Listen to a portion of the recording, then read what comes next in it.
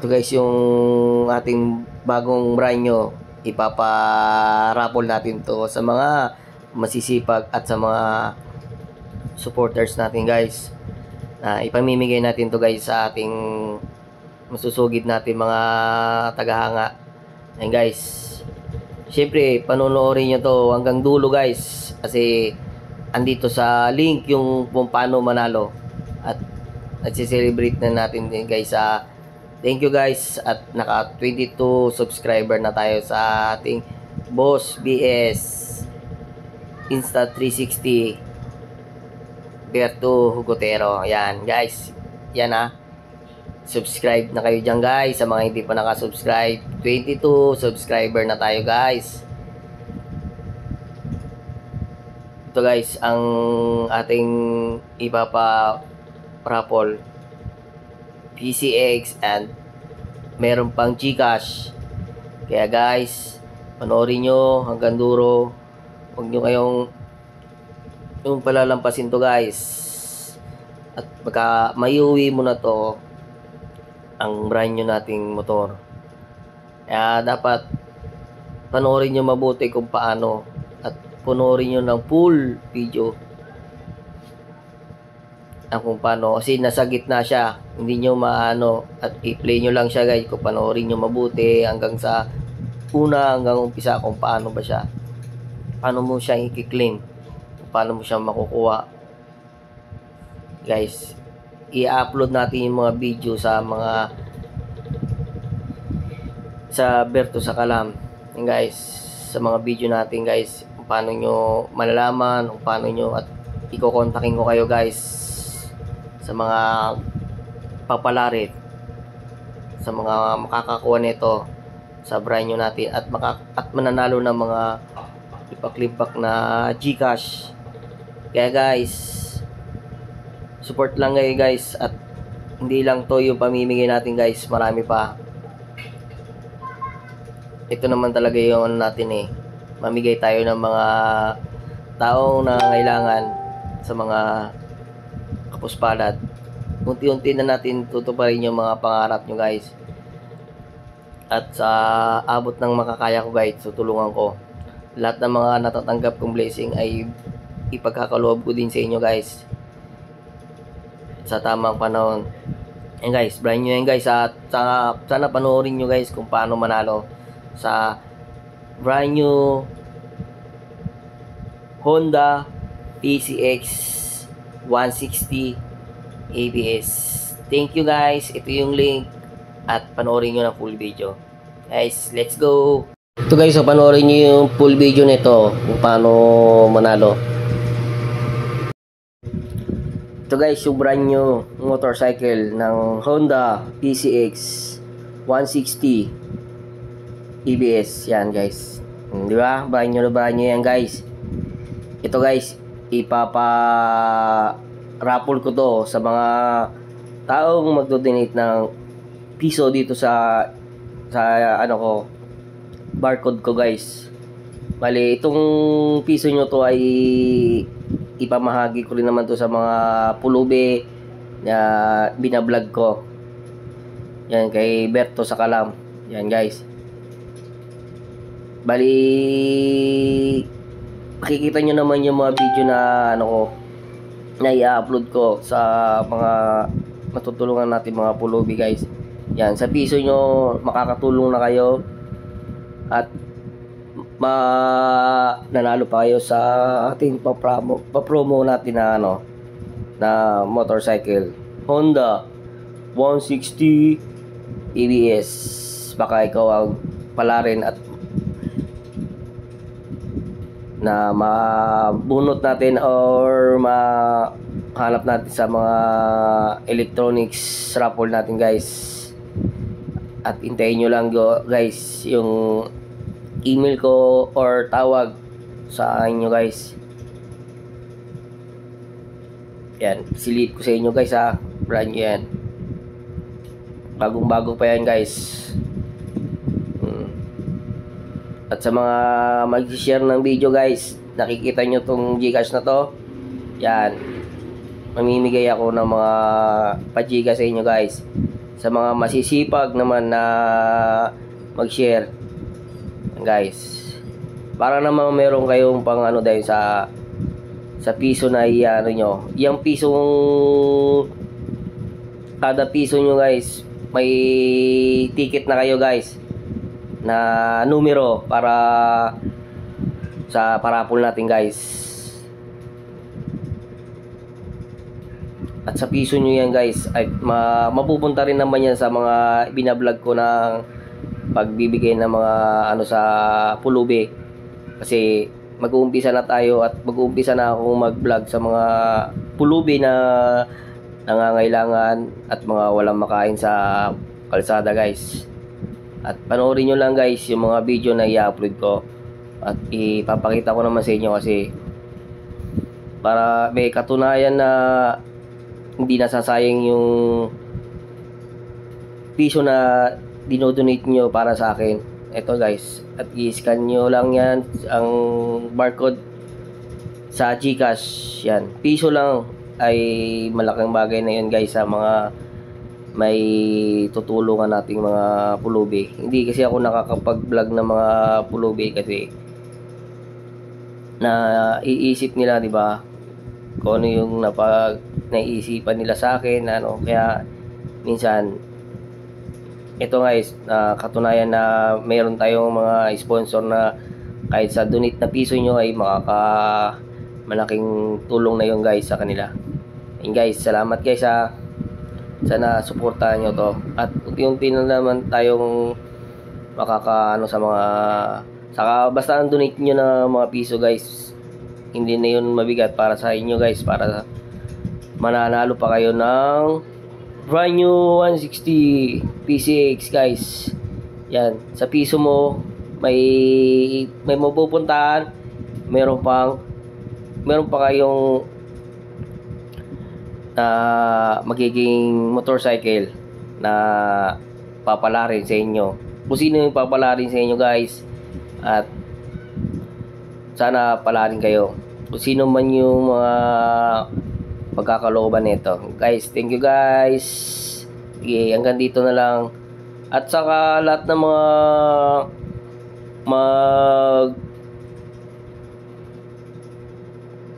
ano lang page ko guys, magpa-follow. Ito yung mga account ko guys saka ito yung full video. Dito nyo panoorin yung full video guys na dinemo ko sa aking motorcycle. At panonoorin nyo guys kung yung dulong-dulo andun yung pinaka kung paano manalo o ano. Sana guys, suportahan nyo to guys ang aking pagbablog. Walang intention to guys na sa inyo guys, at para sa inyo din to, sa ating mga pulubi na hindi ko na natuloy ang pagbablog ko guys. Kaya ngayon pwede ko na siyang ituloy. At maraming salamat guys. Doon ko ini-upload yun sa Berto sa Kalam guys. Bali, naayos ko lang natin ng page ko. At ito yung mga account na ipapalo nyo guys sa lahat ng mga nagpapalo ng page ko. Yan,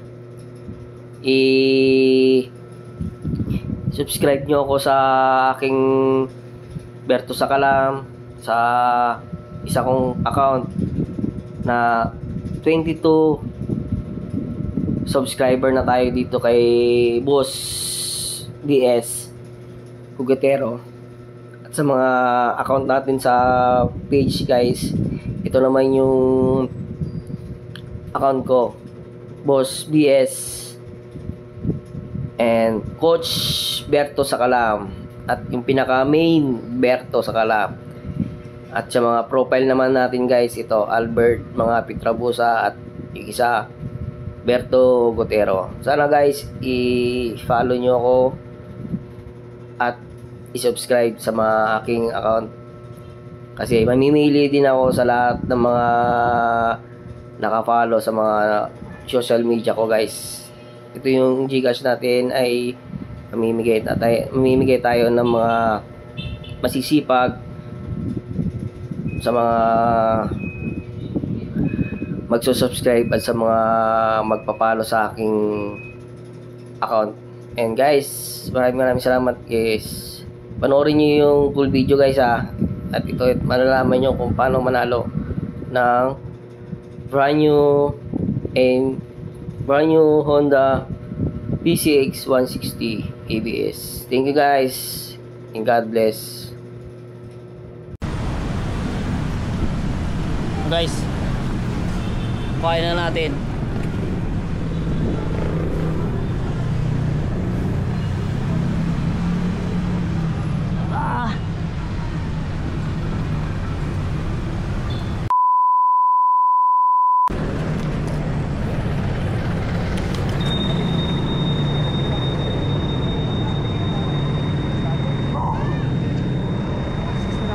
Ano pala sila yung tawag dito?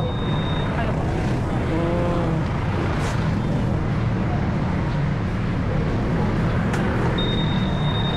Patay na. Then kapag bukas na si remote, dito na lang tayo sir. Push nyo lang to para sa ignition niya. Di tayo pakaliwa para dun sa safety and fuel. Mamili ka na lang kung anong bubuksan. May 1 liter na din siya. Then ito po yung Para may liter mo, 1 liter. Nalagyan na ba nila yan? nalagyan na. Then ito yung high beam niya. High beam niya. Then signal light. Kabilaan siya. No? Brake light. Di ba nag-hazard siya? Meron yan nasa siya. Yan ang hazard niya. May idea kayo sa idling. Kapag na-on siya, depende po sa inyo ng makina natin sa mga matay. Kapag namatay na siya, hindi mo na siya kailangan buksan dito or kaya dun sa remote. Kailangan nyo lang siya ito. No. Then, Paano na-overheat? Gano'n? hindi. Kung sa talagang siyang mamatay, depende yun sa inyo sa makina. Safety features niya yan. Safety. Safety features yun. Pero kung hindi nyo kailangan, okay na lang po siya. Hindi kinakailangan. Then, sa pagbukas ng unit, push nyo lang to. Pero kaya naman ibiyahe ng mga bagyo. Kaya naman ibiyahe ng mga malalayong bagyo, gano'n. Kaya naman po.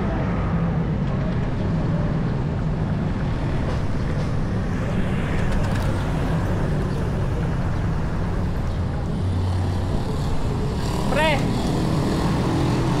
May ano to? May gas na to, Len? Ryan! May gas na to? Wala pa din nilagyan niya. Wala pa to? Dito sir, may idea ka dito? May tanong ka ba dyan? Bale, dito sir, ito yung battery natin. In case na magpula siya, either recharge or Hindi kaya. ko rin, di ba paparking ko na. Paano ko ilalak siya sa sarado? Maganda naman. Tapos, push mo siya papataas. So, sa sarado na yan. Sarap niya. Tanggalin mo lang yung pinaka-ilaw, yung ignition. Hindi na Tapos, paano kung mapindot ng iba? papatay mo siya. Saan ang papatayin ko? Yan. Long press mo lang. Yan.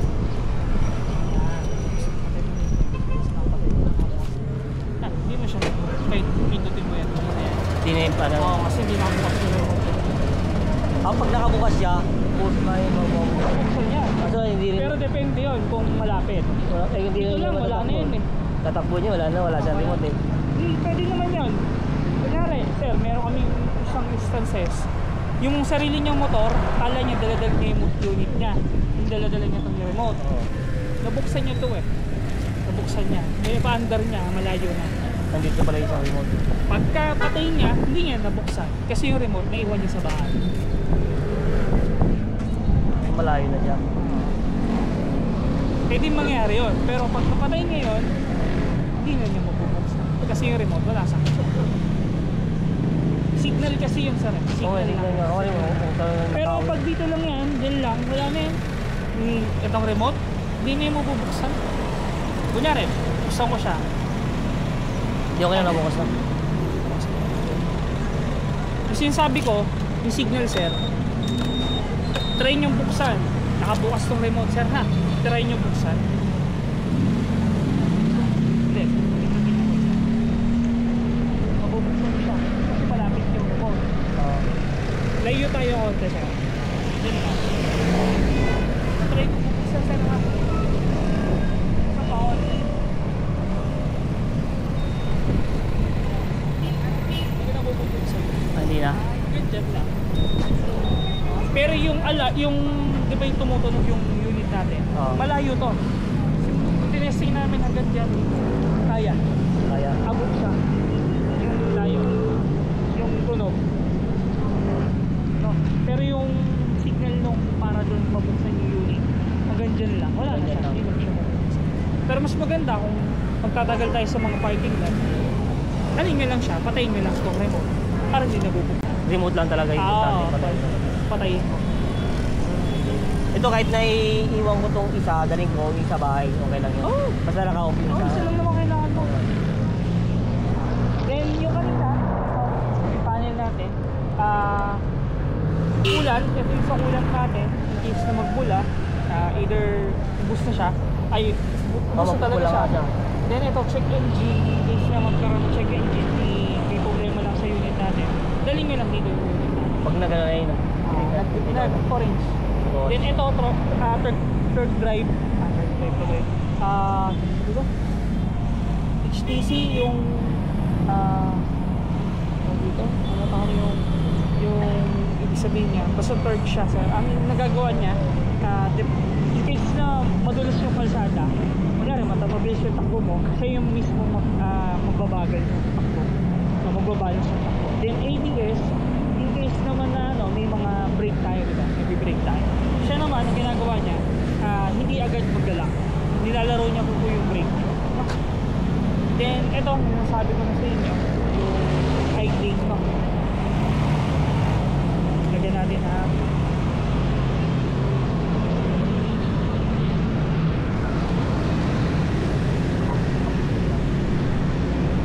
Ito yung balik ko na to. Sige sir. Nabalilagay nyo lang to. Ito. Dali lang naman siya.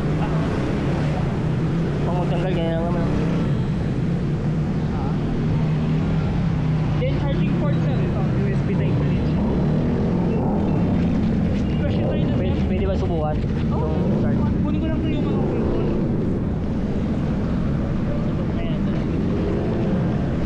Bukla yung charger. Sabi nga nag-iisa na nga lang doon, so hindi na live. Hindi ko lang kinuha. Ito sir. Thank you.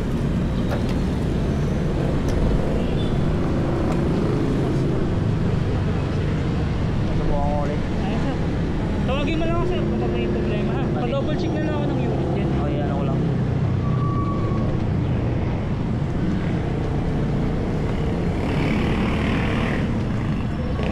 Ito, matay. Medyo ano lang yun sir. Gawa ng nag-ano pa eh. Dito lang sir.